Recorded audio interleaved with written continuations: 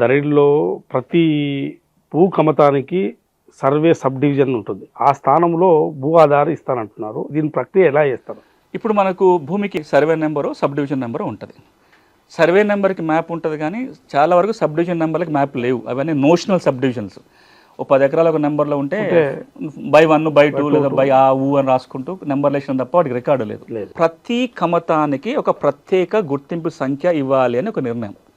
ఈ రోజున మీరు ఏ గ్రామం చెప్పి పలానా గ్రామంలో సర్వే నెంబర్ 6 ఏదంటే పట్టదారు ఒక నెంబర్ చూపిస్తాడు, సర్వేయర్ పోతే ఇంకో నెంబర్ చూపిస్తాడు, నాలంటోడు పోయి చూస్తే ఇది కాదు ఇంకో నెంబర్ అని చెప్తుంటాం. దేనికి ఫైనాలిటీ లేదు. పలానా షామీర్పేట సర్వే నెంబర్ 6 అంటే మీరు పోయి గుర్తుపట్టగలుగుతారా? అది రావాలి అని. అది కనుక వస్తే చాలా వివాదాలు రాకుండా పోతాయి. ఎట్లా జరగాలి అంటే భూమి కొలవాలి, దానికి లాంగిట్యూడ్ లాటిట్యూడ్ ఫిక్స్ చేయాలి, ఒక కొత్త నెంబర్ ఇవ్వాలి. అది ఇచ్చే ప్రక్రియనే భూ ఆధారు లేదా భూదారు లేదా land parcel unique identification number అంటాం. ఇది కేంద్ర ప్రభుత్వం దేశవ్యాప్తంగా తేవాలని ప్రయత్నం జరుగుతుంది. తెలంగాణలో ఆ విధంగా ప్రతి భూకమతానికి ఒక ప్రత్యేక నెంబర్ ఇచ్చే వెసులుబాటు మనం భూభారతి చట్టంలో ఇస్తున్నాం. అంటే మీరు సర్వే నెంబర్ కొడితే మనకు ఆ లొకేషన్ రావాలి.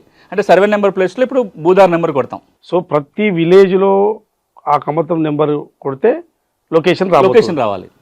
ఈ ప్రక్రియ మీరు చేయబోతున్నాం. దానికి చట్టబద్ధత మనకు భూభారతిలో ఉంటుంది.